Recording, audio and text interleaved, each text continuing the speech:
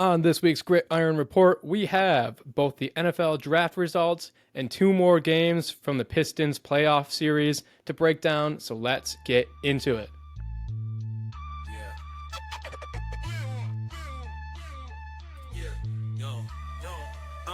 In the heart of the city where the lights grow dim, grit and grind every inch, every rim, from the underdogs rising to the legends that win. It's the Gridiron Report, let the games begin.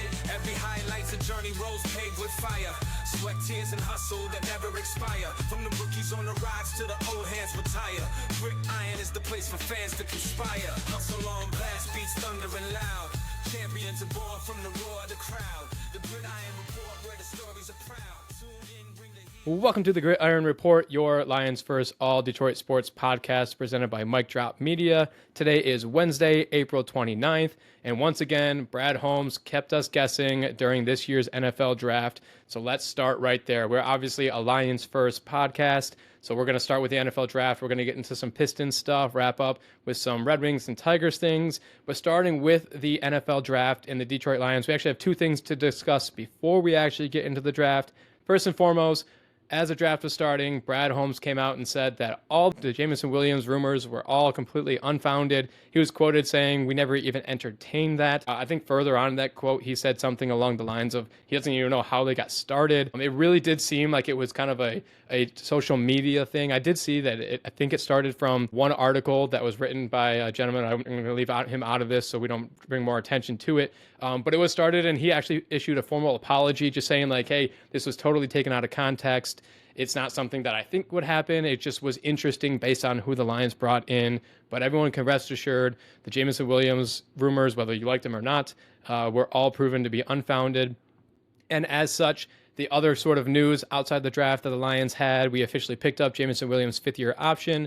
I think we actually talked about that a few weeks ago. I don't know if we had just came out and said that that's what we were going to do, and then they actually went ahead and did it this week. That's why I kind of broke news, but we actually went ahead and did that. So that's 1 year. Obviously, the extension, $15.5 million going into Jameson Williams' pocket as we kind of figure out what we have in him over this next year, how he's going to be able to play without Ben Johnson, see if he can capitalize on his 1,000-yard season and stay out of trouble, make sure he plays all the games. And then the other thing, which is arguably even more important, was that we also picked up Aiden Hutchinson's fifth-year option, worth a little bit more. That one's worth $19.8 million. A lot of people online I saw were a little bit worried about this and just saying, like, why couldn't we get a deal done? I kind of equate it to, like, the Terry Skubal extension in a sense. Like, Terry Skubal was probably because we were lowballing him a little bit. I think Aiden Hutchinson's just picking up his fifth-year extension is so that we can work through this next few months and just buy us some more time to figure out what kind of deal we want him to be on. The front office came out this week and said, like, Aiden will be here long-term. I don't think there's any world in which Aiden plays for any other team after this contract's up. I truly think that this one, fifth-year option is just simply to buy us more time to figure out kind of where they want to end up. But we've picked up those two first options, or fifth-year options, excuse me. So at least those two guys will be coming ahead into next year. But let's actually get into the NFL draft. Those were just the two things that kind of came out in between rounds. But we do have our final NFL draft. As I mentioned in the intro, Brad Holmes kept us guessing once again. I swear to God, whoever you think he's going to take the complete opposite. So I'll go through real quick our entire draft haul, and then me and Kyle will go ahead and break down our thoughts on the different guys. So at number 28, we took Ohio State defensive tackle Tyleik Williams. 57, we took Georgia guard Tate Ratledge. Number 70th overall, we took Arkansas wide receiver Isaac Tesla. 171 overall, we took LSU guard Miles Frazier. 196, we took Boise State edge Ahmed Hassanin. 230, we took Georgia safety Dan Jackson. And then 244, we went back to Georgia and took Georgia wide receiver Dominic Lovick. So let's start. We're not going to break down every single guy and watch the tapes on all of them. Let's start with our first few guys, though. Kyle, thoughts on Tyleik Williams and our first overall draft pick? Yeah, for sure. And I think before I go into Tyleik Williams, I just want to agree with you on one point that, Brad Holmes, he's always keeping us guessing, and you never know what he's going to do. And I think it's really cool. You see some GMs, and I think some teams like literally didn't make any trades and just were drafting where they were drafting. And I really do like that we have a GM where his finger is on the pulse, and if he likes a guy, he's not going to let someone else take him. He's going to go up and get him himself. And we've seen in previous drafts where we have, had some head scratchers, and they turn out to be unbelievable players and unbelievable talents. So, yeah, at this point, I think who am I to, discredit or discount anything that Brad Holmes is doing? So, yeah, with that in mind, the number 28 pick, I think we were all thinking we would go edge, potentially somewhere on the offensive line, or certainly edge. And of course, Brad is going to zig when everyone else zags, and he picks the defensive tackle from Ohio State, Tyleik Williams. And yeah, it was certainly a surprise to me. I have seen this kid play a little bit, just watching quite a bit of Big Ten football as a Michigan State fan. So yeah, I mean he is an absolute beast. I think that it's interesting because he plays a very similar style of defensive tackle to a guy like Aleem McNeil, who you're a guy you're a beast. You're just gonna clog up that run game and make it extremely hard to run inside the tackles. And I like that a lot, especially with Aleem McNeil still very much recovering from his injury that he sustained last year. You need a guy who's going to be a plug and play guy, and you think you definitely are going to have that out of your first round guy. So yeah, I like it overall. Yeah, he's a force to be reckoned with. And would I have loved to see them take an edge? Yeah, I would. I'm looking at guys like Mike Green that were still on the board. However, you see guys like that, and they actually slide from pick 28 all the way down into the 50s. I think Baltimore ended up picking him close to the end of that second round there. So I think that probably tells you everything you need to know about how NFL GMs were evaluating a guy like Mike Green, and why I'm sitting on my couch as these guys are in their war rooms making their decisions. So yeah, I mean, Tyleik Williams, I'm super pumped for him. But what are you thinking, Ty? Yeah, it was definitely a surprise, and like we said, we both have agreed like exactly who you think Brad Holmes. Like I feel like every time, at least every Brad Holmes draft, we've like had our fingers crossed, like, please just fall to us for this specific guy. Please fall to us. Please fall to us. And then it happens, and we're like, yes, we did it. He fell to us. He's ours. And then the pick comes up, and it's like, and it's some random guy. We're like, what the hell? Like, he came to us, and so yeah. Like you said, we're on our couch. They're in the war room. There's a reason. At first, I was confused and a little bit upset about this pick, but after diving more into it and hearing and reading more about the guy, I think I'm okay with it. Would I have done it if I was in that position? I don't know. But like you said, 6'3", 329 defensive tackle, absolutely dominant as a run stopper. Our team was already good defensive line-wise, run stopping. It was obviously the pass rush that we kind of struggled with. So that's definitely going to help us even more, just being even more dominant.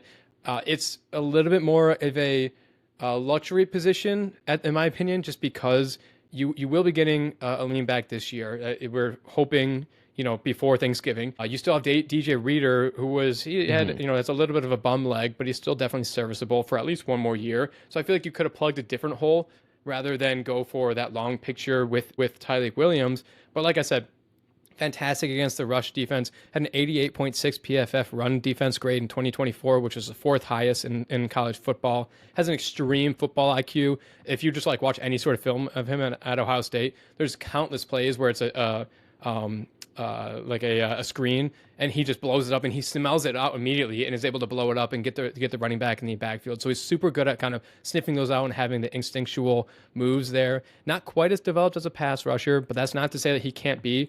Apparently, because pass rushing was all the crave, for Lions fans this season, a lot of people were asking Brad Holmes about it. And one thing he mentioned is that both him and Dan saw a lot of pass rushing potential out of Tyleik Williams. And so they kind of think like he already is this great run stopper. We think we can tap a pass rusher out of him as well. So that's hopefully kind of crossing your fingers a little bit that it becomes two-dimensional like that. But then the last few things. One, that people were saying is a little bit of a reach just based on a lot of the mocks had him going around the 40s to 50s. Apparently after the draft, Tyleik came out and said that the Buffalo Bills had told him if he was there at 30, they were going to take him. So whether you believe that or not, it seems like maybe head coaches and GMs took a liking to him a little more than fans did, and probably wouldn't have been there when we came back around. So, was it a reach? Not really. Who's to say? Not really sure. But like you said, he's being compared to Aleem McNeil and already kind of that tough-nosed guys. The other name that I've seen him be attached to, just because he has a little bit shorter arms, a little bit undersized, and it makes you want to roll your eyes, but I have seen him be attached to Aaron Donald as well, just based on his undersized tenacity and able to get through. So we'll see. Again, I'm not mad about it. Would I have gone somewhere else? Probably, but I am a firm believer that first-round draft picks have to be the big boys up front. Offense or defense, whatever it may be, has to be up front. Yeah, absolutely. Yeah, your first round, it's either you got to protect the quarterback or get to the quarterback, right? I mean, 100%. that's it's extremely important. And let's just say this for a second. Like, we're looking at guys who are quote unquote reaches or not. Well, reaches based on what? Like, some guy who writes for the Athletic and he's putting his big board together. Big fucking deal. Like that doesn't mean anything, right? So you look at guys and I've seen guys break down, these are the teams that reach the most on players, or these are the teams that got great value. But I mean, value based on what? Like this is the draft and we don't really know how any of these guys are going to pan out until they actually pan out or don't, right? So that always just kind of pisses me off a little bit. Just wanted to kind of say that. I mean, yeah, you could say it's a reach, but really, like, what the hell are you even basing it off of? Yeah, and he was 100% as a day one starter, and the Yeah. plan is that once Aleem is back, it'll be him and Aleem up front there. The one thing that is kind of disheartening is that that basically says that Broderick Martin, who is our third string defensive tackle, who admittedly needed to have a big season last year and then didn't. It probably means he's out of a job. And just looking back, Brad Holmes traded up to get Broderick Martin. And you just talked about, having a GM that loves to trade up or trade back, and, going to get his guy, which I love as well. But that is just a little bit salt in the wound that we had to trade up for a guy that then we had to, use a first round draft pick to replace because it didn't pan out. But I think he was like a third round pick. So who knows, with those guys on third rounds, if they can actually end up, what the hit rate is on those. But, yeah, so he's a starter from day one. Moving into the second round, we did exactly that we were just talking about. Brad Holmes identified his guy. We were sitting there at 60. We thought he'd be gone by 60, so we traded up with the Denver Broncos to 57 and took Tate Ratledge. Tate Ratledge, arguably one of the best offensive linemen in this NFL draft. An absolute monster of a human, 6'7", 308 pounds. He is already 24 years old. He was a fifth-year senior, so he has that maturity to him. I mean, just like we said with Tyleik Williams, Tate Ratledge will step in day one and probably start for this already elite offensive line. This is just making our weapons even stronger and making our strong suits even better. He's going to probably step in for Graham Glasgow. He allowed just one sack over 2 years. He is self-described as an absolute monster, a mean monster, absolute locker room guy, just embodies Dan Campbell. If he stays healthy, we're looking at a 10-year career of somebody who can encroach on some Pro Bowls and just be really kind of even keel and settle that offensive line. He's an extremely athletic, had a RAS score, which if you guys watched the draft, you probably saw a lot about RAS scores. RAS scores basically is a database put together, takes players' physical attributes and compares them to others at the same position. It helps the scouts and analysts understand a player's potential based on their raw abilities. So it has a lot to do with explosion, speed, quickness, lateral, all that kind of potential stuff. He had a RAS score of 9.96, which was 8th out of the last 1,730 offensive guards to be drafted since 1987. So if you put any stock into that, he's essentially the 8th most potentially athletic offensive guard taken in the last 40 years. Elite speed and elite explosion grades. Nice. Yeah. And you know me, I'm a huge RAS score guy. I've always said it. I've been on record saying it. Definitely didn't hear about RAS scores for the first time about 5 seconds ago. So yeah, I honestly love the pick. I feel like this is a guy, Tate Ratledge. If Dan Campbell went into a lab and designed his perfect offensive guard, I feel like he's going to create a Tate Ratledge, and it's awesome. He's going to be a great locker room guy. He's literally perfect for this team. And yeah, I think a team when you don't have that many holes and you have a very good roster, you can pick these kind of a little bit more luxury picks in the first and second round, just to make your depth better. And I think they really did that in the offensive line. And yeah, the depth is great. I do think that Tate Ratledge, he's going to compete. Yeah, like you said, he's going to compete for that starting job. Basically, now you have 3 guards that are competing for 2 spots, right? Christian Mahogany, Graham Glasgow, and now Rutledge. And so, at the very least, I think he's going to get quite a few runs. I mean, I don't think they're going to do any kind of by committee, guard by committee. I think that really wouldn't make a whole lot of sense. But I think he is going to get quite a bit of playing time, especially if one of those guys comes down with an injury. And just it is such a luxury to really bolster this already really good offensive line. So yeah, love it. I mean, I think he's going to be a staple on this offensive line for years and years to come. So I'm super pumped about Tate Ratledge. We talked about Graham Glasgow, how he really struggled last year. And then when you lost Zeitler, everyone we thought and we're hoping we'd re-sign Zeitler, even though he was older. He still had a fantastic year. When he ended up going to, I think, Baltimore, maybe. I don't remember where he went.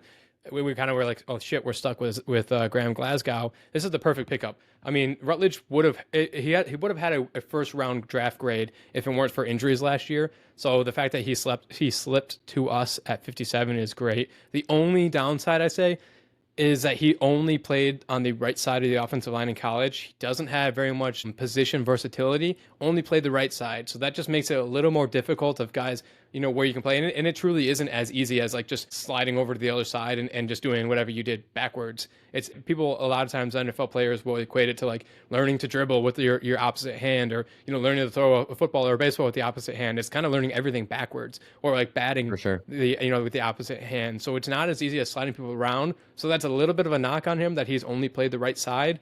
But it's on the offensive line, and Hank Fraley, the best offensive line coach in the NFL, to figure it out and figure out the combination, like you said, of those three guys. Who's our top two, and let's roll with them. Hopefully it's the two young guys, and Graham can be a backup. They talked about Graham being versatile, kind of the opposite of Rutledge. Graham, the front office likes him because he can also play center, and we know that Frank Ragnow is a little bit of injury prone. He kind of goes back and forth with retirement and stuff. So having him on roster is important if we need to throw him at center. But I love this pick. I wasn't expecting it, but I absolutely love it. And then talking about not expecting it, moving into the third round, we traded into the third round to take Isaac Tesla. I think it's Tesla. I'm not sure. I just say Tesla. I don't know, it's easier. Let's go Tesla. It makes him seem faster if we go Tesla. So 6'4", 214 W receiver, which is that slot receiver from Hudsonville, Michigan. So he's a hometown boy. Kind of interesting because he's 6'4", but he plays the slot. And maybe it's just in my dumb brain. Like I always picture the slot receivers as being the gadget, like the shorter, smaller guy who can get the yards after catch and stuff. So having a 6'4" receiver play the slot is a little bit of an alien kind of to me. But I like it. I like the pick. I like the player. I don't necessarily like how much we traded to get him. And especially in a position that we didn't definitely need immediately this high, in my opinion. But looking at him, again, going back to RAS scores, he had a RAS score of 9.93, which is 29th out of 3,816 eligible receivers since 1987. So pretty good. I mean, he has the size, 6'4". He's extremely explosive. He had 0 drops when he played at Arkansas. He started at D2, I think Hillsdale D2, and then transferred to Arkansas for a year. His route running isn't that great, so we'll have to kind of work with him there. The biggest question is like his athletic traits are there, but he only had 70 catches this past season, or around 70 catches this past season at Arkansas. So where was the disconnect? If he had this elite RAS score and is this athletic, insane monster, how come he didn't really have that much production at Arkansas, even though they were a run-heavy scheme and didn't really have any quarterback play this past year?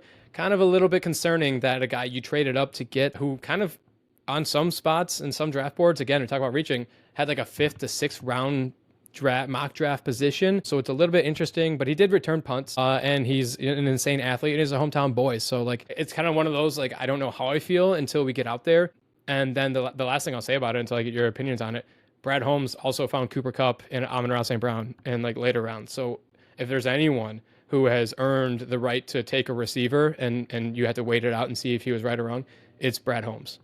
Yeah. And I know I was kind of just bitching a little bit about how, I don't really take much stock in if a player is like reached for or not.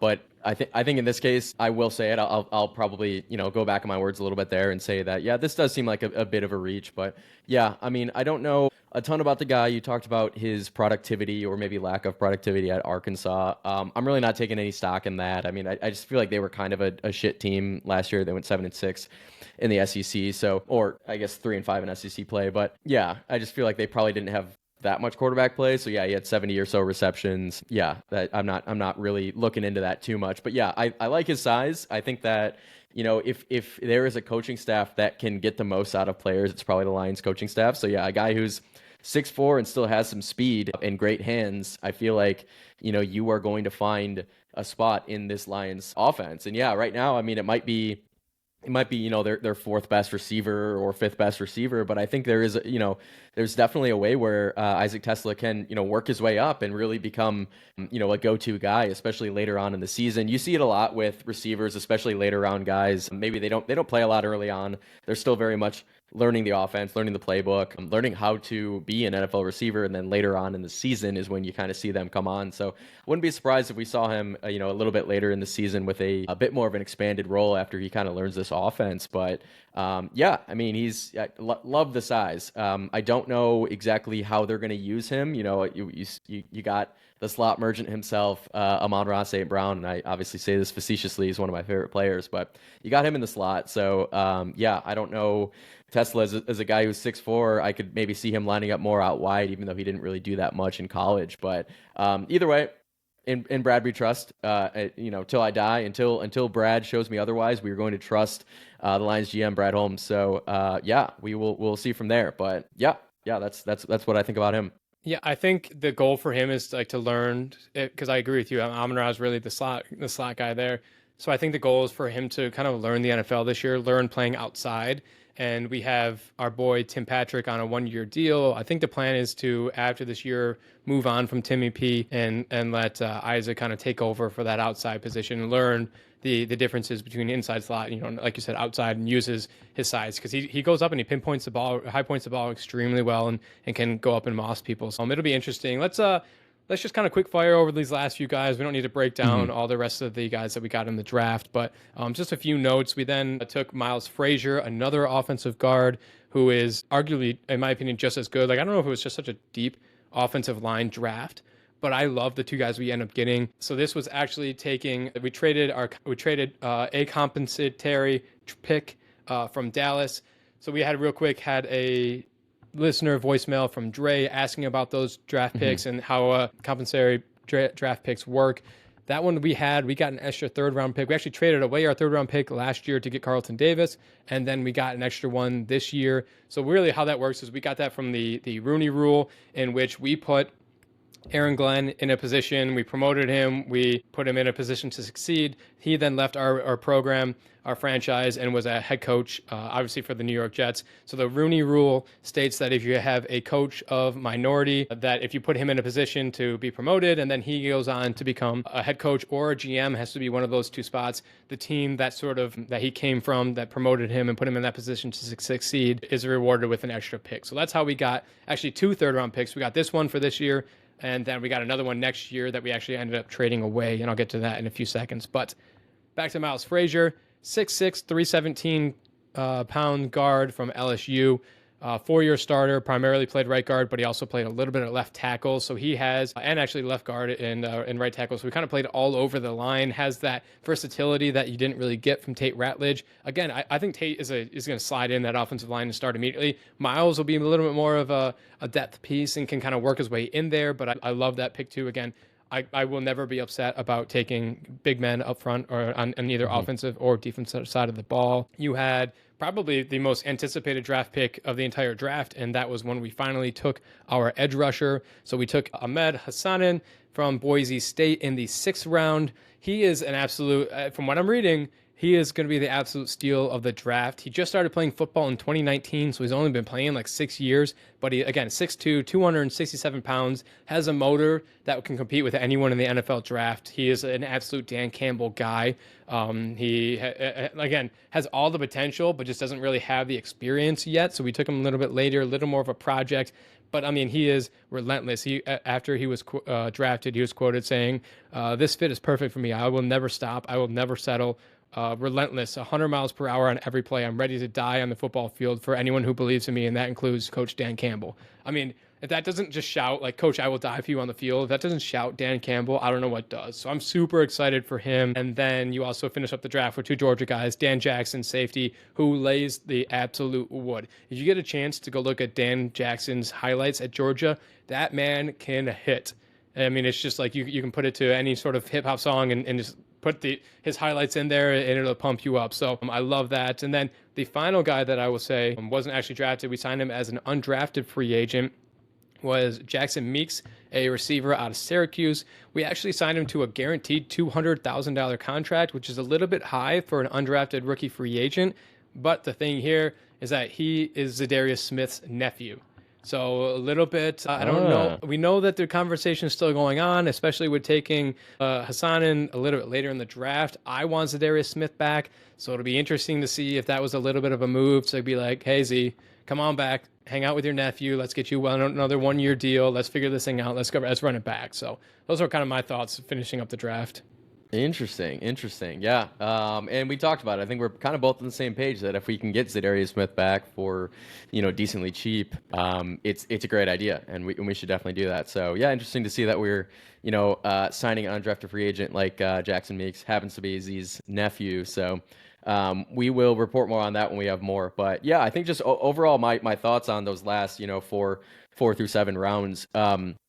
It seems like the Lions are constantly getting guys that are just perfect molds or perfect fits into either their locker room or the physical play that the Lions like playing. And that's absolutely by design. There's just no other way to look at it. Like these guys, they're drafting guys who they know are going to fit in the locker room and fit with the culture that Dan Campbell has created over the past 3 or 4 years. I love that. And I can't really say anything more. These are late round guys, so a lot of times that they're swing and misses, and that's just kind of what happens when you get later on in the draft. But I think at the very least, it speaks volumes that Brad Holmes and Dan Campbell are drafting these guys who either are heavy hitters or can they're motors. They're always going to go 100 miles an hour, because that's absolutely the culture that the Lions have developed. So love that. That's probably all I'll say about that. I'm pumped to see these guys. I feel like when the draft rolls around, I want more football, and of course now we got to wait months and months until we actually get to the season. But I'm absolutely pumped, man. Before we get into the Pistons 2 games, you want to give a quick grade? If you would grade A through F, quick grade on the Lions draft haul in total. Yeah, I would give them a solid B or B plus. I think they didn't take any huge swings that I wasn't expecting. I mean, we broke down what we thought they were going to go with, and we said that offensive line, defensive tackle are 2 positions of need, and that's exactly what they got. Yeah, I think I probably would put them in the A's if they would have drafted an edge earlier. But of course, again, like I said, I am sitting on my couch watching the draft, and Brad Holmes is in the war room, so we trust him. But yeah, I'm going like B or B plus here. Okay, so I'm kind of right there. I'm gonna go B or B minus, so like right where you are, but maybe a little bit worse, just because I don't like how much we traded. We traded away our compensatory pick that we got for next year. We traded that one away to move up, I think, to take Isaac Tesla. Like I just don't like how much we gave up to get a receiver like that. And that Dan Campbell and Brad Holmes were asked about that after the draft, and they said that's probably the draft pick that they're getting asked about the most and like kind of questioned on the most. And Brad Holmes said that's one of the draft picks that he's the most excited for. So again, we definitely a receiver. We can't question him on that, but I was a little bit upset with how much we gave to get up to get him, especially because he seems like he probably would have been there anyways based on where he was mocked and stuff. But that's the only reason I'm giving him a B/B minus rather than like B/B plus. So we'll see as these guys start getting into rookie training camp and stuff. We'll have more to bring you guys. But we are officially through the NFL draft season and on to some more of the sadder parts of the podcast here. We had the Detroit Pistons. Sadly, they have lost both games since we were on here last week talking about, I think we were just coming off a win, so the vibes were pretty high. We were coming back to Detroit. Unfortunately, we'll get into both. We're going to break down both games, but unfortunately, that didn't end up getting any wins here in Detroit. So we'll start with just game 3. Detroit lost that one 116 to 118. To me, it just felt like the energy was off. I heard the energy in the stadium from the fans and everything. It was insane. I know Ben Stiller's a big New York Knicks fan. He was at LCA down there, and he was quoted after saying like that was one of the loudest games he's ever been to. Like, shout out to Detroit Pistons fans. They were insane. I just kind of felt like the players from what I was watching just didn't really, it seemed like off to me. I don't know what it was, but they seemed like it was maybe they just weren't ready for, and I also read like, coming home to like playing at MSG in a hostile environment sometimes is even just as difficult as coming home and playing in front of your fans and trying to put on for your own fans at home. So I thought like the energy was a little bit off. Cade finished again, not terrible, but kind of like game 1 in which like he wasn't perfect. He wasn't great. He wasn't the guy you needed him to be. He finished with 24 points, 7 and 11. So like across the board, pretty good, but just wasn't that hunter. And you called it last week. You were saying like, In game three, I kind of expected him to try and get more people involved, maybe not to hunt his shot as much. And he finished with 11 assists. So like you called it exactly. Yeah. I think maybe we just needed him to hunt a little bit more. But I think the name of the game three's game was that Tobias was non-existent for some reason. Tobias only finished with 5 points, which is terrible, just 2 for 9 from the field. Malik Beasley, again, was absolutely horrendous. He only finished with, 12 points, which is not terrible, but he finished from the 3-point line, 2 for 10. And if you have eight of those possessions that are just empty, maybe you get an offensive rebound and like 2 or 3 of those, that's still like 5 to 6 different possessions that are just killed dead because Malik Beasley couldn't hit water out of a boat. So I thought he was terrible. But again, Tim Hardaway Jr. was the only reason this game didn't get out of control. Tim was great. Tim finished with 24 points. Dennis Schroeder was really great again as well. He had 18. Yeah, rebounds, everything was extremely even. Turnovers are pretty even. I just thought like the energy wasn't there. And I think just not having Malik Beasley doing what he did all season hurt us in this game. Yeah, and I love that point where, going back to Detroit, there probably was quite a bit of pressure on these players. I mean, this is one of the youngest rosters in the NBA. You know, they're going home to play a home playoff game for the first time in 6 years, trying to win a home playoff game for the first time in decades, right? So, I mean, yes, it's quite a bit of, I'm assuming it's quite a bit of pressure on a lot of these young kids. And they just didn't have it. They didn't have it. No, they fought hard, obviously. But when you have guys like Malik Beasley that are going 2 of 10 from 3, you're not going to win. And especially when, Tobias Harris, who has been amazing all year, and he's been pretty good in this series. Yeah, to have 5 points, it's a real uphill battle. Loved what I saw from Tim Hardaway Jr., especially in that first half. I mean, he was absolutely electric. I think he started off 5 of 5 from 3. Yeah. I was so pumped up, and then it really, credit to the Knicks. They actually played really well and, got that lead, pretty big into the fourth quarter. The Pistons fought back. And how about that, the clock operator with a couple not even a second left in the game and, completely fumbling the bag, botching their job there. I know it's, it's a neutral clock operator in the playoffs, but I don't know, man. It seemed like he might have been on the Pistons side. And then, of course, when there was no chance at all, and then that happens, and all of a sudden the Pistons are just gifted this free inbounds when the game absolutely should have been over, and then we just huck it right out of bounds and don't even touch the ball, and just completely rip my heart out. Yeah, that really sucked. But yeah, they fought hard, but just didn't have enough in the tank to win that game. So yeah, game 3 was tough. You were at game 4 though, so I would love to hear from a boots on the ground perspective. All right, you got the towel there. For anyone actually, watching on the YouTube, I would love to hear your thoughts, man. How was the atmosphere from your standpoint? So game 4 was first playoff game I've ever been to LCA, so I didn't really know what to expect. I was actually sitting up in the gondola, which in itself is an experience. It's unique. We're kind of like right. It was almost like we were on top of the court. We were looking almost straight down. We were in the first row in the gondola. And to be honest with you, the first half of the game was terrible. Like score-wise, the first half of the game was terrible. Like we didn't look like we were in it. We scored 19 points in the first quarter.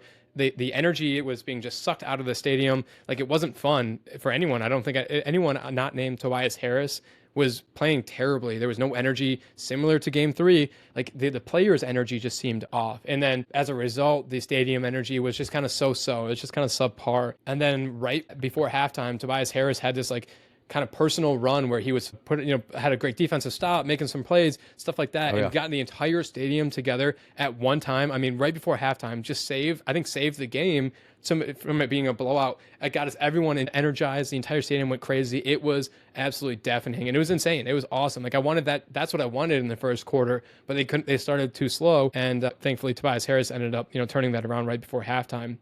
And then from there on, it was a great game, kind of back and forth. Yeah. I think we were down by 8 right before halftime, and then by the end of the third quarter, we were up by 8, so we had a great swing. The Knicks only had 14 points in the third quarter, which I think is like the second lowest in a quarter that they scored all season. So the defense, like that energy carried over into the second half. The fans were loving it. The players were loving it. Cade was getting anything he wanted. Defensively, we were playing great. And then fourth quarter, the Knicks talent just kind of started to wear on us. You saw Karl Anthony Towns just hitting logo shot after logo shot. And we were making some mistakes on defense, but when Karl Anthony Towns pulls up from half court and your center's not up there to guard him at half court, that's just not what they're supposed to do.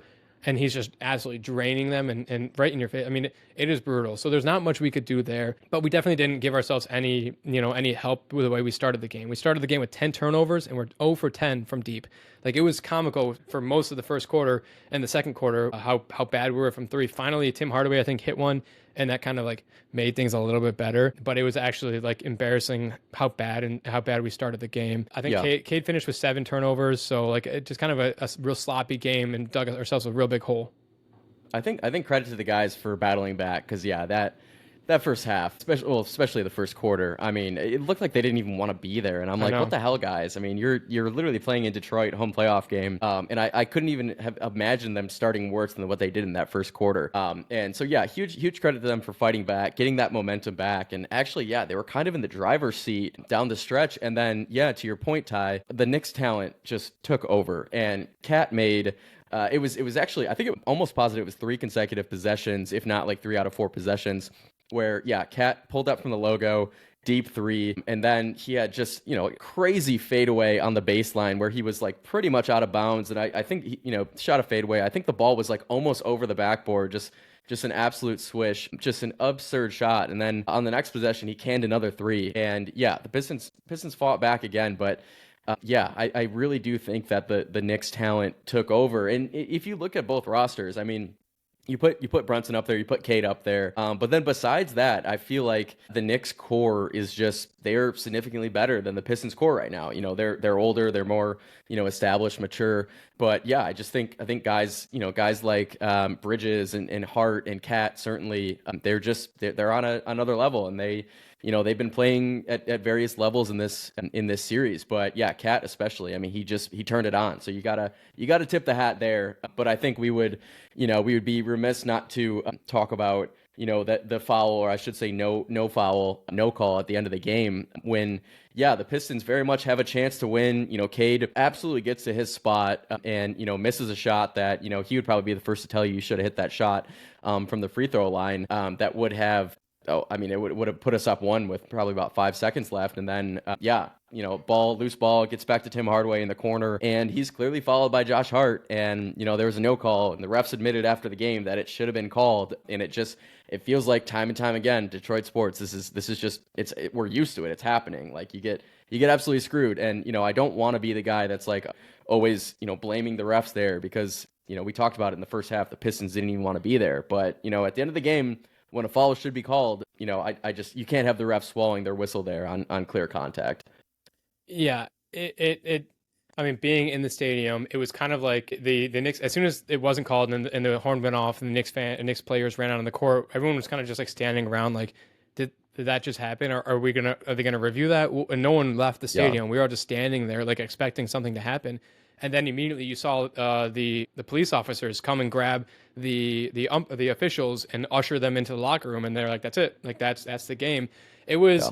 I mean, it gave you nightmares, yeah, like flashbacks of Jim Joyce and the Galarraga missed call at first base for the perfect game. It was so like perfect the way Cade got to his spot, got the shot that he wanted. He didn't make it. I'll get into. I have more to say about that in a second. But then like the ball kind of bounced around and just barely perfectly trickled out to Tim Hardaway in the corner, who got up a good shot and saw immediately that Hart was coming at him hard. And Hart's a really good defender and a really good rebounder. He can get up there. As soon as he saw that, I mean, Hart was already flying in the air towards him, went up for the shot fake. It should have gotten the foul. To then have them come out almost immediately, like before I had gotten back to the car in the parking garage, the NBA had come out and said, "Yeah, we made a mistake." The officials saying, "Yeah, in live time, we determined it was legal. After looking back, there was marginal contact. It should have been called." And if you look back at the replay, the official was quite literally like from me to my laptop. From me, it was maybe a foot and a half, and he was right there and didn't call it. So I'm not a conspiracy guy. I'm not one to say, I'm usually the guy that's saying like, don't put the refs in that position to make that call. If you don't play so poorly in the first half, you don't have to worry about that. Don't make them decide the game.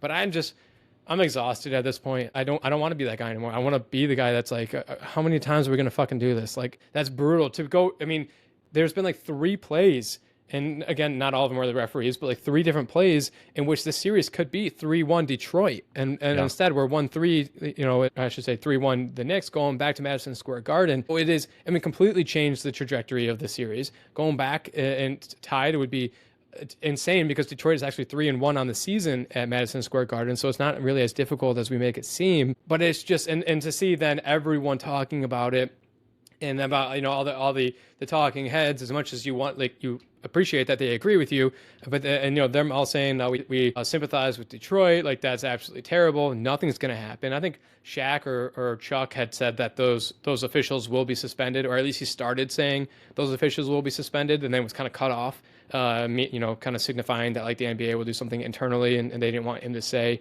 but nothing's going to come of that. It's like the Saints in the pass interference call. Like you can sue the NBA all you want. They're not going to go back out there and shoot free throws for a chance to win the game. But it's heartbreaking to be there. It was so deflating. And credit to like you said, credit to the Knicks. They did what they needed to in the final 3 possessions. Cade had a miss mid-range jumper, a turnover, and a missed mid-range jumper. Like from your star player, you got to at least convert on one of those. You can't really come up empty on those 3 of them. But like as a team, we crushed them on points in the paint, on blocks, free throw percentage. But then we finished with 19 turnovers, and we shot 24% from 3. So it's like you did what you still almost won, and you shot 24% from 3. But it's brutal, man. Like I said, I'm usually the guy that will argue, don't let the umpires and the referees be in that position, but I'm too tired to do that now. Yeah, and I can see it, man. I can see it on your face. You're exhausted. I'm exhausted, defeated. Obviously, this series it's not over, but teams down 3-1. I think there's probably only been maybe 13 times in NBA history where a team down 3-1 has actually come back.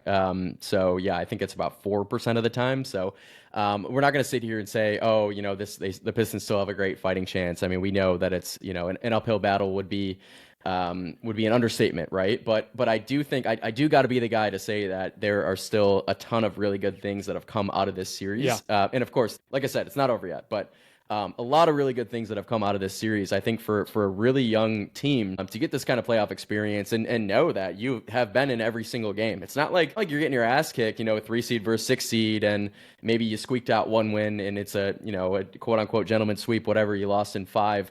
That's not how I feel about this at all. I mean, like you said, this could very much be the Pistons up 3-1 in this series, or certainly tied 2-2 right now going back to New York. So I think there's a ton of really good building blocks that you can take from this series, and know that you got a guy like Jaden Ivey who's coming back from injury next season. Your team's going to be even better. All of your young core is going to develop further. You got guys that are 18, 19 years old. Even Cade himself is like 23 years old. All the guys on your team are going to take steps forward, or at least a lot of guys are. You're going to get better. I think the future is very bright for this Pistons team. So definitely want to say that. We don't want to be just all like, bitter and sad. The season was awesome. This series has been very fun. It's been there for the taking. They didn't take, games that they should have. This is a young team, and I think they're going to improve. So just wanted to say that. Yeah, and let me just wipe my tears with my playoff towel one more time, because I'm done bitching about it, just like you. There's so many good things. One, like you said, the series still not over. One great thing that happened from that game, towards the end of it, in like the fourth quarter, Malik Beasley started finding his shot. I think he finished like 4 of 9 or something or no, he almost had more than just 9, but he ended up shooting okay from 3-point, and he's been like god awful from 3-point range this entire series, and that's really hurt us and been a reason why I don't think we're in the driver's seat in the series. But he started to find his shot. So game 6, maybe or what is this, game 5 now, maybe Malik is starting to get going, and obviously if you're listening to this now, you'll know the results of tonight's game, so this might be a moot point. But I think personally Malik Beasley is going to have a monster game. I think he kind of got his groove a little bit. I think he's going to come back and hit a bunch of shots tonight. Long term, bigger picture, like you said, Cade Cunningham has played fantastic last night, or I should say on Sunday. He had a 25-point triple-double, joining Isaiah Thomas as the only Pistons player to ever do that in a playoff game, and that's a 23-year-old. Like, he is the face of the franchise. You know that. He's earned himself so much more money this year because he's going to be an all-NBA player. So he's gonna cost more, but you got your guy. And now you can start thinking, like, we're doing this all without our number 2 option in Jaden Ivey. Now it's like, how does Jaden Ivey fit in this team? He was playing really well before he went down with the injury. You know, people forget he was averaging like 18 points a game. So, you know, there's so much to be happy with. And the last thing I'll say is, again, if you're listening to this, you already know the results of tonight's game, going back to Madison Square Garden, but Pistons in 7. Whew, love it. So let's move into, we got the Red Wings and the Tigers to go over. We obviously don't have much or any kind of games or anything to go over with the Red Wings, but what we do have are a bunch of quotes coming out from the front office and from the players that kind of struck me as interesting, and I wanted to bring up here on the podcast. So as of a few weeks ago, actually it's probably during their exit interview or the locker clean out for the Red Wings, they asked Dylan Larkin about the end of the season, the lack of movement at the trade deadline, everything that we really were talking about here on the podcast and everyone in Detroit was talking about. And Dylan Larkin made some kind of interesting comments that I was really happy with. Everyone in Detroit was saying it. And so to hear a player come out and actually say something about their disgruntledness of how everything went down was really actually refreshing. So just real quick, what Dylan Larkin said about the Red Wings at the trade deadline, said we didn't do anything. We didn't gain any momentum from the trade deadline, and guys were kind of down on it. It'd be nice to add something and bring a bit of spark on the ice and maybe a morale boost as well.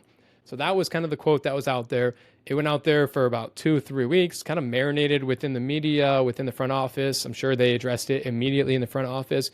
But then today, what I found interesting, the reason I kind of want to bring this up, was the post-conference interview with Steve Yzerman, in which they basically were able to ask him a bunch of things about the season. And Steve Yzerman kind of, in my opinion, and I'll read the quotes out, really, I don't think he came off super great with these quotes that they have him saying. So they asked him directly about Dylan Larkin's comments about not making any moves at the trade deadline. And in response, he said, obviously, I've addressed Dylan comments directly with Dylan, and I will not elaborate on that in this room. If Dylan wants to share what I had to say with him, he's more than welcome to.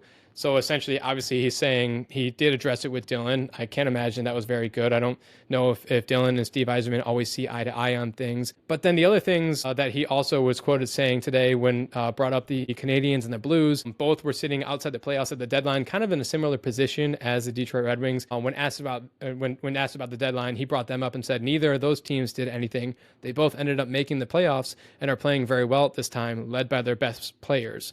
So kind of feels like a direct response to Dylan Larkin, like basically calling him out, saying like, hey, their best players didn't get anything and they were able to, make something with it. I thought those were kind of just in bad taste about that. Yeah, this whole thing, man, like this is trouble in paradise, except we're not in paradise. This is literally like trouble in hell. Yeah, I don't like it. I mean, I think that the both of us are definitely siding with Dylan Larkin on this one. Mm-hmm. And I think most of the fan base is like, yeah, it's kind of it's bullshit. Like this team for 3 years in a row, they have needed that extra push at the deadline, and management hasn't been able to do anything. And Stevie Y hasn't done anything at the deadline. So I think what Larkin is saying, if your captain is coming out and has the balls to say these things, like, I think you got to listen. And for me, the response by Stevie Y, it's not a response that I like hearing. Like he's basically pulling the card of, oh, look at the Canadians and look at the Blues, who are fighting for playoff series right now. They were not in playoff position at the trade deadline, and they I think like all right, Stevie Y, but like we are not those teams. We're not in the playoffs right now. Like we literally collapsed down the stretch like we have for the past three years, literally Groundhog Day, year after year. And I think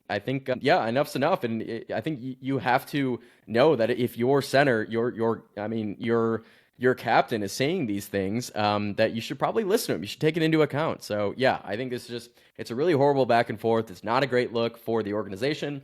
It's not a great look for Stevie Y. And yeah, it doesn't give me like a ton of confidence that the Red Wings are going to, be able to take some huge step forward next year. Of course, they haven't for the past couple of years. So yeah, overall, I not super happy with the Red Wings right now. I would love to just forget about them and talk about the Tigers, but yeah. Any closing thoughts there? Yeah, one more thing that's it really is leaving the sour taste in my mouth is that his one last kind of quote. So again, Dylan Larkin mentioned bringing a little bit of spark to the ice and maybe a morale boost that an acquisition at the trade deadline would have brought. And Steve Yzerman said, and again, I'll say I'm counting on our best players, our leaders, to give us a bit of morale boost. That's what they're paid for, and that's what's expected from them. So again, he's saying not being very secretive about it, just throwing it directly back in Dylan's face and saying like, "This is on you, bud. This isn't on me. I love all the players that we've drafted. Figure it out from you." And we do need to acknowledge that like Larkin and Lucas Raymond, for that matter, both had really terrible finishes of the seasons after the Four Nations. They both really kind of fell off the face of the earth and didn't really perform. So like they deserve some blame for that. But I think this is just in real bad taste of Yzerman to come out and say these things. And if anything, and we always, I mean, this is probably a little hypocrisy here, but like this should have been handled behind closed doors and not such publicly. As podcasters and fans of Detroit, like I'm begging them to come out and make statements and stuff like that. But then I see stuff like this, and I'm like, God damn, just handle that behind closed doors. But yeah, so I mean, just something that I thought I saw today that gave me a real bad taste in my mouth. That hopefully they can figure it out. Again, I don't think that Larkin and Yzerman always get along, so it'll be interesting to see how they're able to mend that relationship or whatever and get moving in the right way. Let's go on to kind of two to three bad segments in a row. Let's go to the Tigers. Yeah, let's go to Tigers. Let's talk some gritty Tigs right now. Let's talk about the best team in the American League, one of the best teams in baseball right now, best record in the AL, second best run differential. And let's talk about a team that just got off a 16 games to start the season at home, and they are 13-3 in that stretch. It's the best home start for a Tigers team since the year 1911, so over 100 years, and they've been absolutely balling out. They're super fun to watch. Minus last night, they're playing in Houston right now. Minus last night when they actually had a couple really atrocious errors and some blow up innings. They look like a little league team, but besides that, they are still sitting atop the AL Central and one of the best record in the American League right now. They're sick, man, and you got guys like Tariq Skubal who are, continually proving that he's one of the best players, one of the best pitchers in the league. His last start, he actually joined Anibal Sanchez and Max Scherzer as the only pitchers in Detroit Tigers history to record a start with 0 runs allowed, 0 walks, and 11 or more strikeouts. So Scooby's been awesome. Torque's been awesome. We've talked about Spencer Torkelson probably ad nauseum at this point, but for good reason. And he's probably racked up a ton of grits of the week at this point. But yeah, he's on pace for 50 homers this season, 137 RBIs, and an OPS of 957. So yeah, this team, they're a ton of fun. Their pitching is insane. Their hitting has been very good. I love what they do on the base path. They are a very aggressive team. They're taking bases. They're making defenses really think twice. And really capitalize. And we were seeing right now, defenses just aren't able to, and they're able to take these bases. So yeah, just really love what I see out of the guys. They are so fun. They are playing so well without the few guys that we wanted. And you mentioned the few errors that we had against the Astros on Monday night. Yeah, that was Trey Sweeney. He had back-to-back errors that kind of blew the game open, and then it was just kind of lost from there. I think that loss was the first game 1 loss of a series since like all the way back to the beginning of the season. I think we won like 7 or 8 game 1 in a series in a row, which is incredible. But outside of that, I mean, Riley Green had another home run last night, so he's starting to figure it out. His 2 last night. So I only watched the first one. I was looking at his stats right now. I'm like, he has 6 home runs. Like, I feel like he did not have 6. Dingers. So he had 2 dingers. So his average is still only at 234, but his home runs are starting to come around. He's starting to square up the ball well, or better than he started the season. So he's starting to play really well. You got the other guys, Dylan Dillinger, who I think is having a fantastic start of the season. He's hitting 286 as that starting catcher role that Jake Rogers unfortunately relinquished when he went down with an injury. So he's starting to kind of being a part of the future here. Everyone's playing super, super well. And again, that's even without our main, 2 guys, Matt Vierlings and Parker Meadows, still on the injured reserve. Parker Meadows was cleared to start a rehab assignment, I believe, or at least begin starting to throw and stuff like that. So hopefully his start is coming here soon. Matt Vierling should be back, I would say, probably any week now. We did bring up Jace Young and then sent down Ryan Kreidler. So that was someone that unfortunately Kreidler had a really, really terrible start to the season. A lot of people were hoping that Jace would be brought up at some point, even though he wasn't having that great of a season in AAA. But we were able to do that. So Jace is up there batting now, kind of figuring out his role on this team. But they're playing amazing. I love what they're doing. Like you said, the pitching is fantastic and fun. The batting is great and fun. The defense is, I guess, probably our weakest area at the moment, especially after our back-to-back errors last night.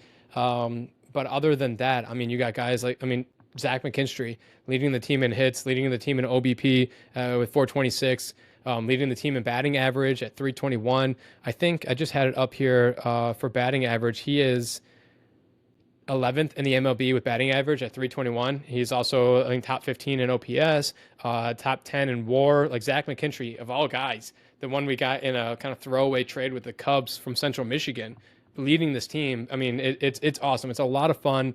I know a lot of these guys were all at the Pistons game last week to see them all, hanging out outside and having fun as the young team that they are. It's a lot of fun. The Detroit Tigers are a lot of fun, and I cannot wait to get down to Comerica Park. You're going next week, right?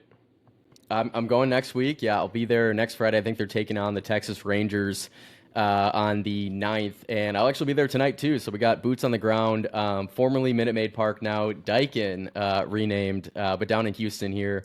Yeah, like we said, they the Tigs lost game 1. They're looking for a big bounce back here. We got Reese Olson on the bump, so hoping to see a massive Tigers victory, and I'll be, of course, donning the Detroit Tigers, my LK line jersey. And yeah, one guy, Ty, you didn't mention him. You've mentioned him previously, but I don't know if you didn't mention him because you don't want to piss off your dad, who's an avid listener. But Javi Baez still batting 300, man. I think he hit another double last night, and yeah, just lugged out a pretty good hit off of the big left field there. That's a good slide too. Daikin. Yeah, in a sweet slide. So yeah, he's still doing it, man. He's now playing center field, making some plays in center field. Like he's doing a little bit of everything. I've always said, Javi is a fantastic teammate. He will play wherever you need him to play. And he doesn't really complain. He's never, in my opinion, never been like a prima donna in that way. And you're right. He is playing in the center field. He's doing whatever we need him to, and he's actually performing pretty well out there. But I have always said Javi performs best when he is not expected. He doesn't have to carry the weight of a franchise on his shoulders. When we signed him, when he was a free agent, this team was not good, and he was expected to come in here and be El Mago and change and bring the big power home runs and the great plays. And like he just kind of, in my opinion, doesn't perform in that way. If you put a good team around him, he then kind of quietly does what he needs to do and can then kind of become that El Mago, which is exactly what's happening. Everyone's playing around him, and that kind of takes the pressure off him. And I think that's why we're seeing his success going into, more into the regular season and not just be the first few weeks. So I love Javi. I mean, he's well on his way to an apology from my dad. So we'll see. It'll be something we track all season. I have a feeling it's never going to come until like we make the postseason again, and Javi does something in the postseason like that. But we will track that as we go along. So yep, you'll be at the game tonight and then again next week. So you can give us the state of the team, how you feel them in real person. But we're at about an hour here, so let's wrap up with some grid of the week. You want to kick us off? Yeah, I'll kick us off. Yeah, and a guy who we haven't talked about a lot, and of course you just brought him up quite a bit about 3 minutes ago, but my grid of the week, it's going to Zach McKinstry, man. Yeah, he is, and I see the look on your face. I see you're going with him too. It wasn't in our show notes, so this is definitely a surprise. But yeah, 1.3 in WAR on the season, wins above replacement. Yeah, that's top 20 in the league.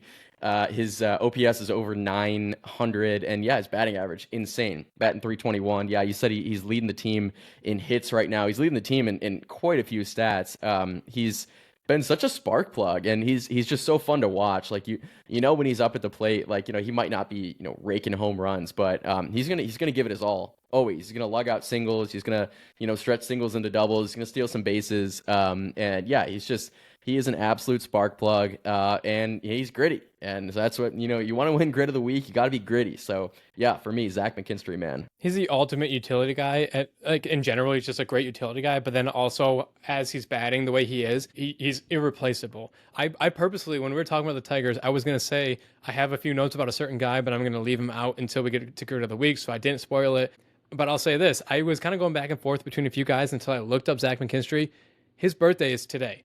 So I was like, oh, hell yeah. So I got it. His birthday is April 20, 1995. Tiny bit older than us. He is turning 30. So I was like, okay, we got to give it to Mac here. Everyone talks about how great of a locker room guy Z-Mac is. He in his positions, he's got outfield, third baseman, second baseman, shortstop. Like he plays everywhere, and it's his birthday today. You already went through with all his numbers. So happy birthday to Zach McKinstry. I will say, if you're going to go with him for your grid of the week, I'm not going to, just because he's already got one. And I'm going to give my grit of the week to Dylan Larkin, just because it was so refreshing to see a face for the fans and to come out and say kind of what we're all thinking.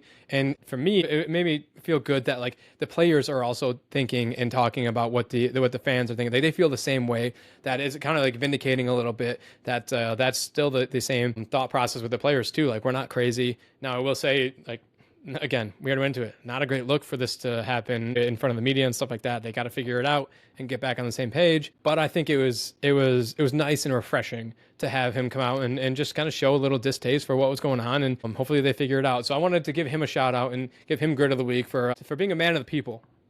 Hell yeah, yeah, and we love Larks. I mean, he's the captain, man. And we're huge Larkin guys, so yeah, we love it when a guy's gonna go to bat for what we think as fans, but like what we think doesn't even matter, doesn't make sense. But if the players are sharing that same sentiment, it's cool that he's going to bat and speaking up for it. So yeah, congrats, Larks. Yeah. So as always, open invitation to both guys to come on the show and accept your awards. Z-Mac, Kyle will sing you happy birthday. Larkin, we can chat about what we want Yzerman to do. So come on the show anytime you guys want. But all right, that is our show. Thank you for tuning into this week's episode. You can find Kyle on Twitter at Kyle_Marino. You can find me on Twitter at Dutton_Tyler and at both Piston Powered and Champaign Athletics.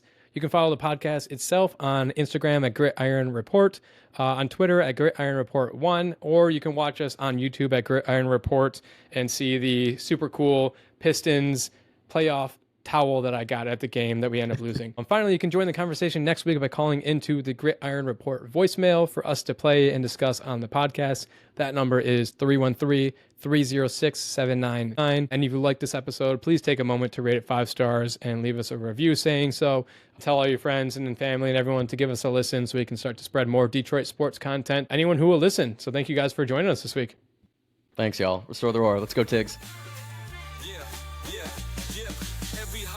Journey roads paved with fire, sweat, tears, and hustle that never expire. From the rookies on the rise to the old hands retired. Grit iron is the place for fans to conspire. Hustle on blast, beats thunder and loud. Champions are born from the roar of the crowd. The Gridiron Report where the stories are proud. Tune in, bring the heat, make your fandom a vow.